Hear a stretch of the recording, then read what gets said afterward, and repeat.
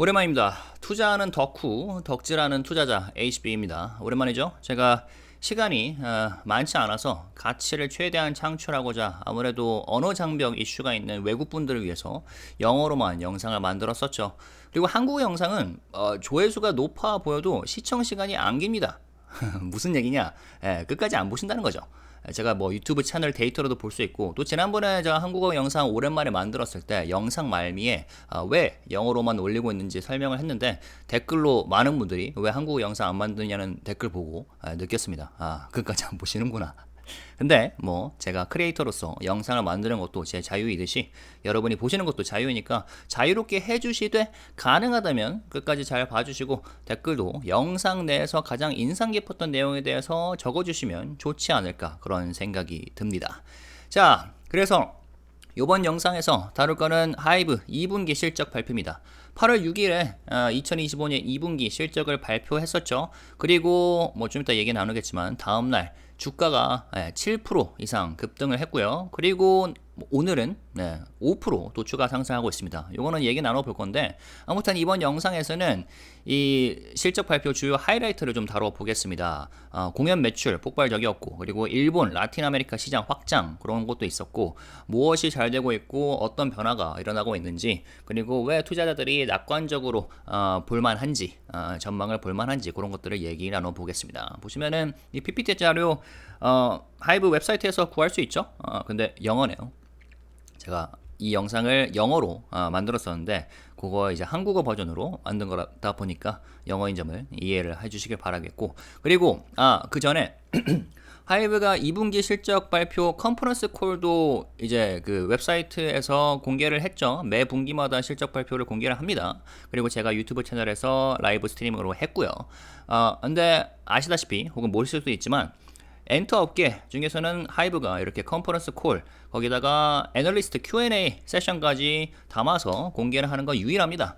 그리고 국내 기업 중에서 이렇게 투명하게 하는 곳이 다른 데가 있는지 모르겠네요. 제가 못 봤거든요. 아무튼 간에 그것도 염두에 두시면 좋을 것 같고, 자, 그래서 쭉 봤을 때 2분기가 재무도 괜찮게 나왔는데, 그보다 더 제가 주의 깊게 드러났던 부분은 하이브의 글로벌 전략이죠. 하이브 글로벌 전략이 실제로 뿌리 내리기 시작했음을 잘 보여줬던 분기가 아닌가 생각이 들고요. 그리고 하이브 아티스트들이 굉장히 지금 잘 하고 있고, 투어 돌고 있고, 콘서트 돌고 있고, 공연이 전석 매진 시키고 있고요. 그리고 라틴 아메리카에서는 파트너십이 굵직굵직하게 나오고 있죠. 거기다 하이브의 멀티 레이블, 멀티 홈 전략이 가능성을 계속해서 잘 보여주고 있는 것 같습니다.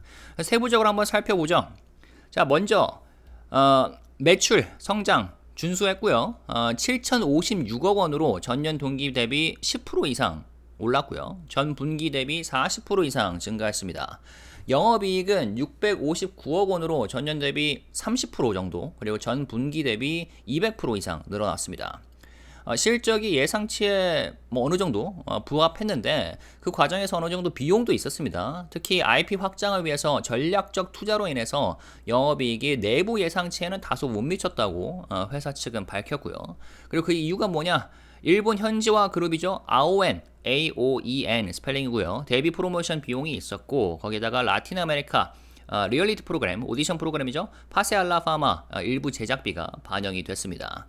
그런데도 하이브는 이러한 투자가 의도적이었음을 분명히 한 것 같고요. 그러니까 단기적으로 비용이 늘더라도 지역과 장르를 아우르는 더 넓은 엔터테인먼트 기반을 구축하기 위해서 과감하게 투자를 하고 있는 것으로 보입니다. 자, 그 다음에 좀 더 세부적으로 보면은 음악, 공연, MD, 머천다이스죠. 굿즈 사업, 요거를 얘기를 나눠볼 건데, 여전히 다각화된 수익 구조의 혜택을 보고 있습니다. 이 회사가 음반 그리고 디지털 음원 매출은 2,286억 원을 기록을 했고요. 대부분의 주요 아티스트들이 새 앨범으로 복귀를 했습니다.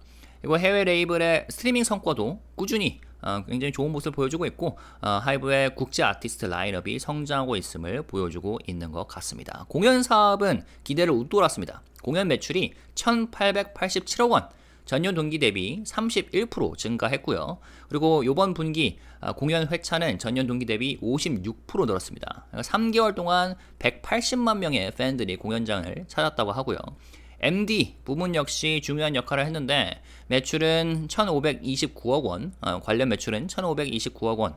공연 규모 확대에 따라서 응원봉 같이 공연 관련 상품의 판매 호조, 거기다가 캐릭터 MD 지속적인 성장세가 주요 요인으로 꼽혔던 것 같습니다. 투어 규모와 팬덤의 높은 참여도가 함께 작용을 해서 나온 결과로 보입니다. 자, 그 다음에 하이브 2.0 얘기를 좀 해볼까요?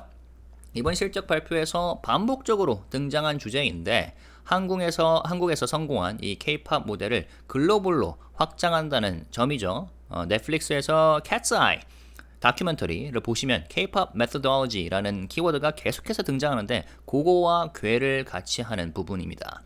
음악 제작 부문에서는 미국, 일본, 라틴 아메리카 등 주요 시장으로 하이브의 제작 시스템을 적극적으로 확장을 하고 있고요. 특히 일본에서는 최정상급 현지 아티스트들을 합류시키면서 하이브의 이 생태계에 편입을 시키고 있는 모습이고요. 라틴 아메리카에서는 K-팝식 트레이닝과 그리고 제작 시스템을 현지 문화 전략과 결합을 하고 있습니다. 자, 플랫폼 확장도 중요한 전략의 한 축이죠. 자체 팬 플랫폼이죠. 위버스가 이제 핵심 수익원으로 자리를 잡고 있는 것으로 보이고요. 지난 6월에는 우리 BTS 방탄소년단의 군 복무 복귀 만기 복귀 효과로 월간 활성 이용자 이걸 MAU라고 하는데 이게 1,200만 명에 달했고요. 결제 금액은 1분기 대비 41% 증가했습니다. 그리고 1인당 평균 이게 콘서트 내용이고요. 딴 걸 보고 있었네. 이게 라틴 아메리카 내용이고요. 이게 스트리밍 내용이고요. 이게 이제 위버스 내용인데 자, 다시 위버스 얘기해 볼게요. 그래서 결제 금액이 1분기 대비 41% 증가했고 1인당 평균 결제액도 늘어나서 팬들이 그냥 위버스에 계속 돌아오는 것뿐만 아니라 더 많이 소비를 하고 있음을 보여주는 것 같습니다. 그리고 일본 역시 중요한 시장인데요. 카토리, 싱고와 같은 빅네임 아티스트가 합류를 하면서 위버스가 티켓 예매, DM 서비스, 독점 멤버십을 적극 활용해서 일본 시장에서의 성장을 노리고 있는 중입니다. 자, 그 다음에 하이브 아메리카 얘기를 해볼게요. 이번 발표에서 실적 발표에서 가장 중요한 업데이트 중 하나가 그 미국 법인 재편인데요. 기존의 순수 매니지먼트 중심 모델에서 벗어나서 레이블 중심 구조로 전환을 하고 있는 중입니다. 그러니까 하이브 아메리카와 이걸 왜 하느냐? 하이브 아메리카와 하이브 라틴 아메리카 간의 시너지를 극대화하고 서구 시장에서 더 확장 가능성이 큰 IP 기반 비즈니스를 구축을 하는 것을 목표로 하고 있는 것 같은데요. 대표적인 성공 사례가 Cat's Eye입니다. 제가 굉장히 좋아하는 그룹이죠. 데뷔 전부터 꾸준히 팔로우업을 했었는데 데뷔 1년 만에 차트 성과가 어마어마합니다. 스트리밍 성과도요. 그리고 북미 13개 도시에서 첫 투어를 이제 하는데 전석 매진시켰고요. 추가 공연까지 매진시키면서 이 경쟁이 치열한 북미 시장에서 확실하게 입지를 다지고 있는 것 같습니다. 그리고 이러한 것을 뒷받침하는 게 이제 하이브가 가진 기존 강점인데 그 BLMG 어디지? 그리고 QC와 같은 레이블을 하이브 아메리카 미국 시장에서 보유를 하고 있죠. 어디 있어? 여기 있네요. 자, 그리고 유니버설 뮤직 그룹 UMG와의 유통 마케팅 파트너십도 강점으로 꼽히고 있고요. 그리고 나아가서 모든 레이블을 하나의 운영 체계로 통합을 하고 팬덤 비즈니스에 대한 이해도가 높은 현지 인재를 확보하는 데 집중을 하고 있다고 합니다. 그리고 이것을 이제 하이브가 자신들만의 독보적인 경쟁력으로 보고 있는 거죠. 자, 그 다음에 라틴 아메리카 시장. 요 전략이 그 어느 때보다 과감하게 진행이 되고 있는 것 같습니다. 텔레문도라는 유명 방송사 채널이 있는데 여기와 공동 제작한 리얼리티 프로그램이죠. 오디션 프로그램 파세 알라 파마가 지난 6월에 첫 방송을 했는데 동시에 스페인어 방송 동시간대 시청률 1위를 기록을 했다 하고요. 그래서 K-팝 모델의 현지화 버전이 성공적으로 작동을 하고 있고 확장 가능성까지 있음을 보여주는 결과가 아닌가 생각이 들고요. 그리고 앞으로 데뷔할 보이그룹 산토스 브라보스가 이 전략을 한층 진화시키는 역할을 할 것 같고요. 이 멤버들이 8개국 출신이라고 해요. 그래서 8개국 출신 멤버로 구성된 그룹인데 하이브의 K-팝식 제작 트레이닝 시스템을 적용을 해서 준비가 되고 있고, 그리고 이 목표가 뭐냐? 그냥 현지 데뷔에 그치지 않고 라틴 음악의 영향력이 점점 커지고 있는 미국까지 포함해서 미주 전역으로 팬층을 확장을 하는 것이라고 합니다. 자, 그 다음에 또 굵직굵직한 이 뭐죠? 계약이 있었죠. 그 데디 양키, 이분이 굉장히 유명한 분인데 하이브 아메 그 뭐죠? 그 계약을 했고요. 그리고 메메 델 리얼, 이분도 그 뭐죠? 라틴 아메리카 쪽에서 레전드로 꼽히는 아티스트 중에 한 명이고, 거기다가 모랏까지 현지 대표 아티스트와도 적극적으로 계약을 체결하면서 네, 아이돌을 넘어 라틴 팝 주류 시장으로 발을 넓히고 있는 하이브의 모습이 되겠습니다. 자, 이번 실적 발표에서 Q&A 세션, 아무래도 컨퍼런스 콜의 꽃은 Q&A, 질문, 질의응답 시간이라고 보는데요. 여기서 몇 가지 질문이 나왔습니다. 일단은 어떤 애널리스트 분께서 전속 매니지먼트 계약이 드문데 서구 시장에서는, 그래서 계약 구조가 어떻게 운영되고 있는가에 대한 질문을 받았는데, 여기에 대해서 답을 유연성이라고 저는 이렇게 해석을 할 수 있을 것 같아요. 그러니까 미국과 라틴 아메리카처럼 레이블, 그리고 에이전시, 그리고 프로모터 간 계약이 분산되어 있는 시장에서도 한국에서 해온 이 오디션 기반 육성 방식을 그대로 적용을 하고 있다고 얘기를 했고, 물론 한국에서처럼 완전한 전속 매니지먼트 구조를 도입을 하긴 어렵고 현지에 맞춰야겠죠. 현지의 문화와 현지의 전통을 맞춰야겠는데, 핵심 IP 소유 전략과 팬덤 비즈니스 인프라가 현지 상황에 맞게 조정해 가져가고 있다라고 임원진이, 이재상 CEO가 답변을 해 주셨고요. 그리고 아무래도 미국 시장과 라틴 아메리카 시장은 한국보다 굉장히 오랫동안 음악 시장이, 산업이 발전돼 있었는데 그런 과정에서 차이가 있다. 그리고 특히 우리가 K-팝에서 아이돌을 육성을 할 때 초반에 굉장히 많은 투자가 들거든요. 근데 그러한 거를 왜 현지 시장에선 꺼리느냐, 그거에 대한 맥락도 설명을 해 주셨는데, 배경 설명을, 그게 이제 경제 위기와 관련이 됐다 합니다. 그 경제 위기 이후로 이렇게 과감하게 초반부터 투자를 막 하는 거를 그렇게 선호하지 않는다라고 하더라고요. 그래서 그런 배경 설명도 흥미로웠고요. 자, 그 다음에 또 무슨 얘기가 있냐? 네, 제가 유튜브에서 이 실적 발표 컨퍼런스 콜을 라이브로 스트리밍 했을 때 많은 외국 분들께서 빅히트 보이그룹 얘기 나왔냐? 신인 보이그룹 얘기 나왔나요? 이런 질문을 계속해서 해주셨어요. 그만큼 관심이 많은데, 그래서 애널리스트 중에 한 분께서도 질문을 날려주셨죠. 빅히트 신인 보이그룹, 그러니까 하이브 전체에서 이제 신인 그룹 계획을 물어봤는데, 아무래도 가장 화제가 되고 있는 게 빅히트 보이그룹이다 보니까 그 얘기가 나왔고, 큰 서프라이즈는 안 나왔어요. 물론 서프라이즈는 그 다음날 나왔죠. 네, 공개가 됐습니다. 그룹 이름이 코르티스죠. 아무튼 8월 18일에 데뷔할 거라고 이제 얘기를 했고, 그 부분은 이제 언론을 통해서 이미 발표가 된 부분인데, 구체적인 내용은 공개하지 않았는데 기존과는 상당히 다른 방식의 프로모션이 준비되고 있다고 이재상 CEO가 말씀을 하셨고요. 그리고 그 다음날 말씀드렸다시피 8월 7일에 그룹 이름과 함께 틱톡 소셜 미디어 채널이 공개가 됐고, 거기에 영상이 나왔죠. 그 영상, 제가 이거를 영어 영상에서 다뤘으니까, 네, 영어 공부도 하실 겸 가서 봐주시면 좋을 것 같고, 기대가 굉장히 됩니다. 아티스트, 뮤지션이라는 이름이 어울릴 만한 멤버들로 구성이 되어 있고, 그리고 프로모션 방식도 굉장히 흥미로울 것 같아요. 그래서 이걸 딱 보고 이재상 CEO가 말을 한 게 이해가 됐다, 그런 느낌을 받았습니다.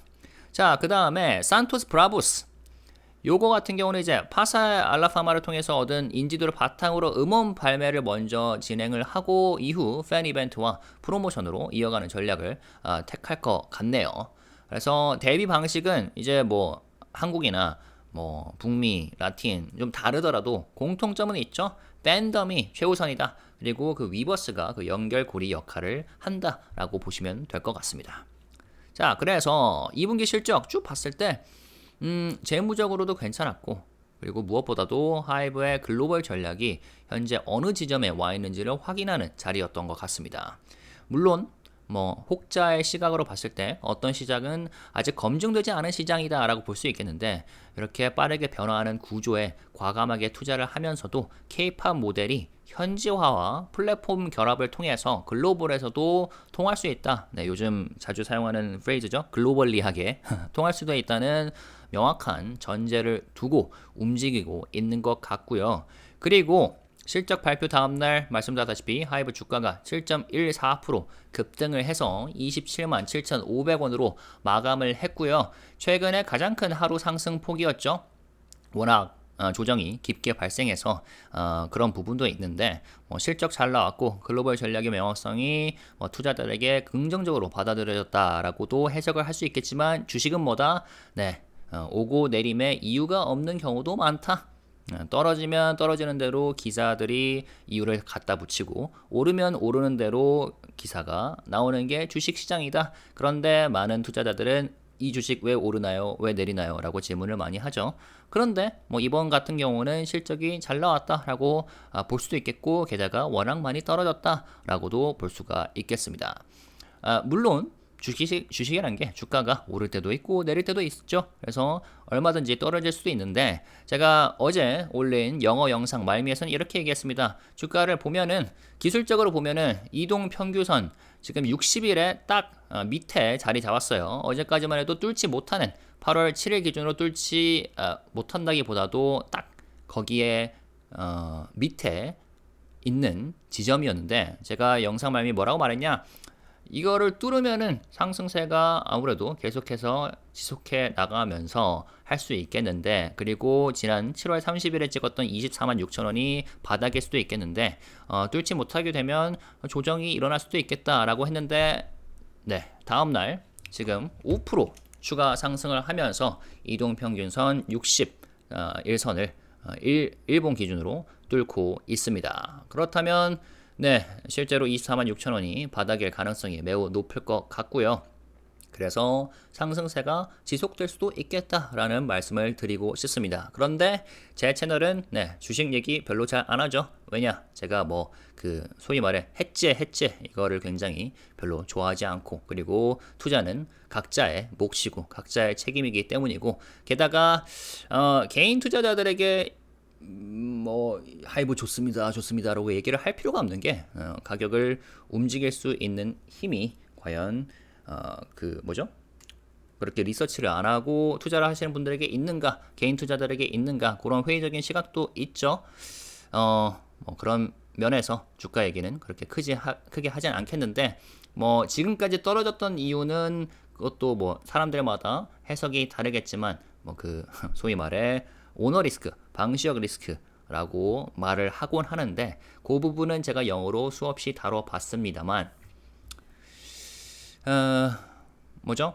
대부분의 언론과 다르게 딜 사이트와 그리고 더 벨이라는 자본시장 특화된 언론사에서 시리즈로 내놨습니다. 하이브 IPO 논란 그리고 방시혁 사법 이슈 점검 요 기사들을 살펴보면은 주류 언론 혹은 대부분의 언론에서 밝히지 않고 다루지 않는 내용이 상당히 많다.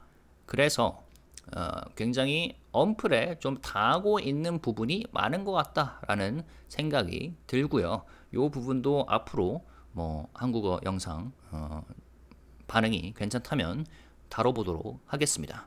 아무튼 저는 이제 하이브 아티스트들의 음악과 컨텐츠를 굉장히 좋아하면서 투자도 꽤나 비중 높게 하고 있죠. 그래서 투자자로서 아까 제가 뭐라고 설명했죠? 투자는 덕후 그리고 덕질하는 투자자로서 실적 괜찮았다. 그리고 앞으로도 더 기대가 된다.